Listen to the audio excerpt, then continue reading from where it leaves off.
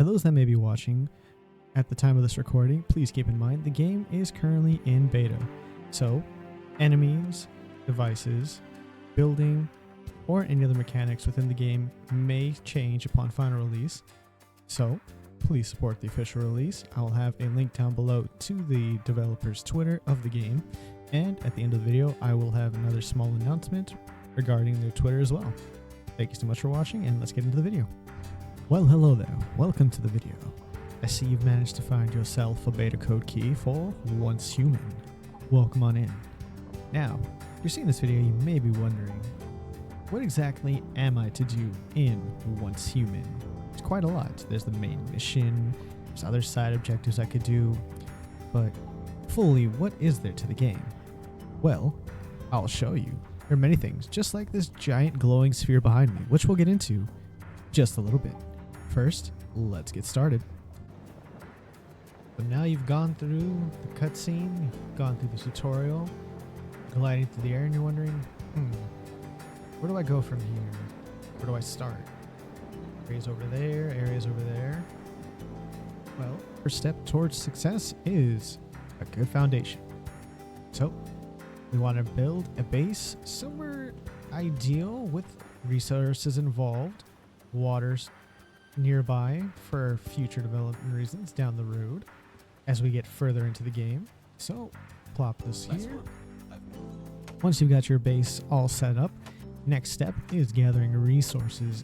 You're going to be needing a lot of wood, gravel, and copper starting out for a lot of your materials and weapon materials. Copper ore, being your second most important resource in the game just behind wood, is used for making copper ingots, which can be used for various gun parts for your guns via tiers 1, 2, 3, and 4. Copper ingots can also be used for different machines and items within your base as you progress further in through the game. Progressing further through the game, you will find yourself needing quite a good amount of gunpowder in order to make your bullets for your advanced weaponry. Gunpowder can be found through these sulfur deposits all throughout the world realm.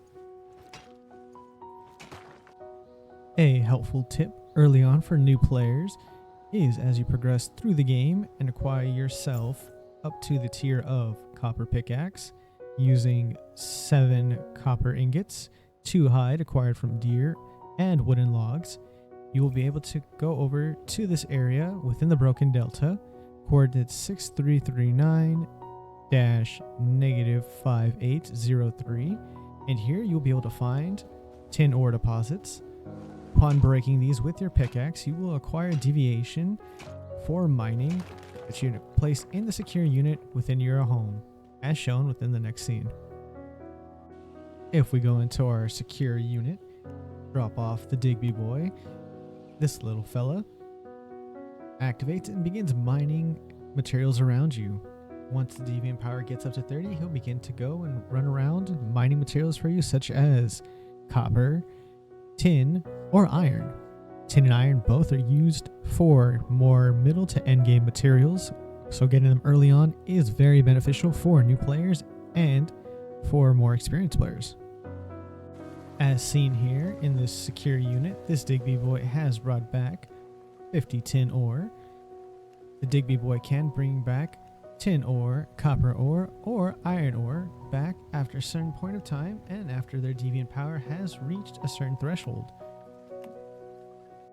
Players interested in the search of iron can look to the north in the iron rivers to find iron ore.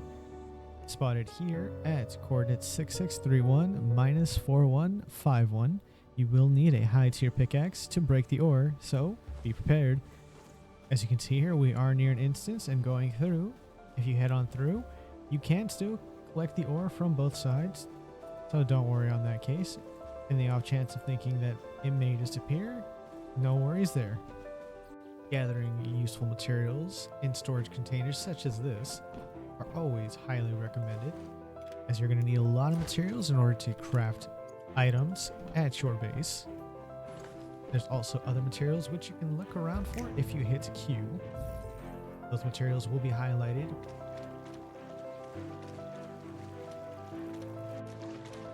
Over here on our left, you'll want to grab these Scarlet Calamus. These are very important for making a very useful tea, and I'll show you that in the next scene. Off we go.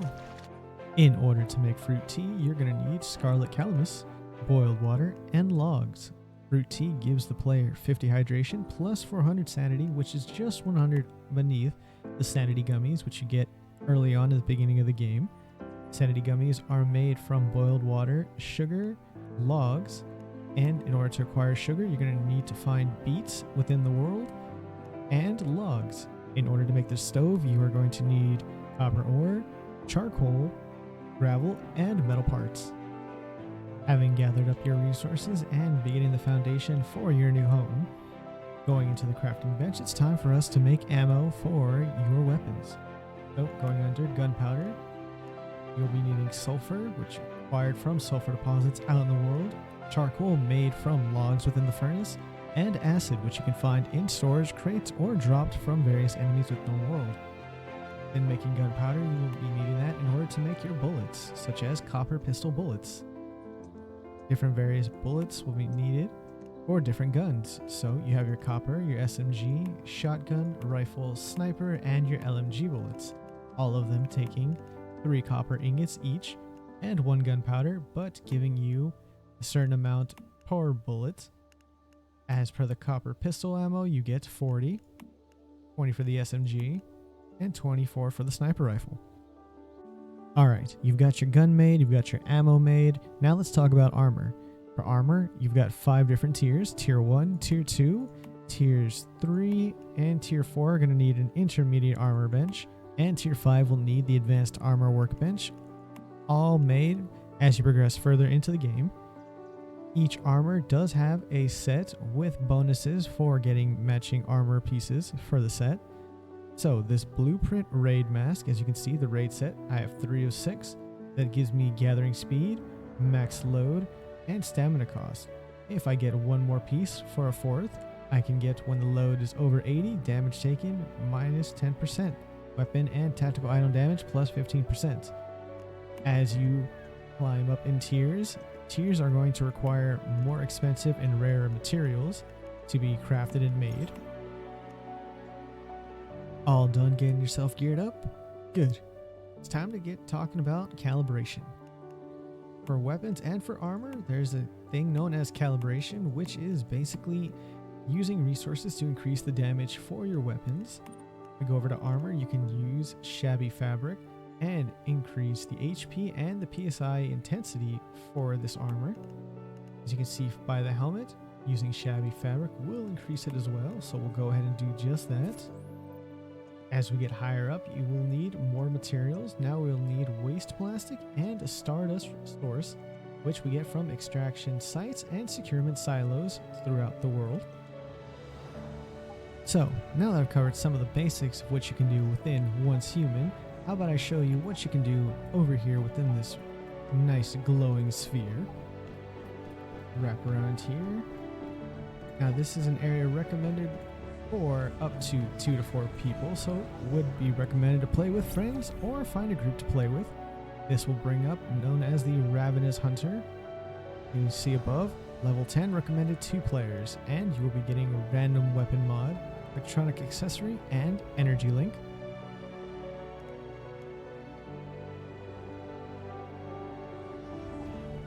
And there you have it. That is just a small taste of what there's in store, or just the beginning of this beta for OnceHuman. There's still many other things to do within the game, such as farming, fishing, capturing various types of deviants for your homestead and for combat, along with the main story mission and various side quests within the world.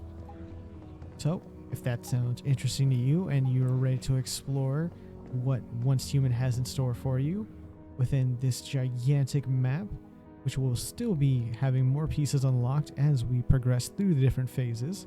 If you're wondering what the phase is, we go here after we hit escape up to Manibus PvE is the server realm we're on. We have Of Mist and Mirage, which is the first phase. which ends in 2 days. After that, we'll be starting up Tame the Star Rover.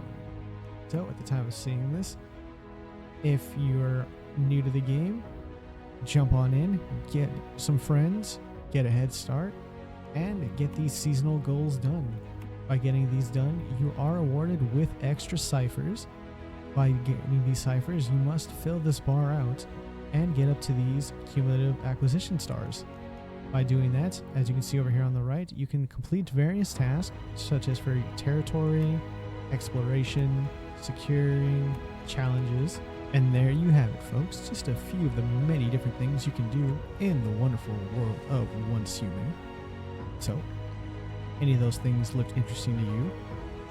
Join on in, come join the fun, and help save the world. Now, if you'll excuse me, I've got a bus to catch. See you all here. Thank you so much for watching to the end of the video. If you look down below in the video description, you will find a link to the official Human Twitter, where they are holding 2 separate giveaways at the moment of this recording.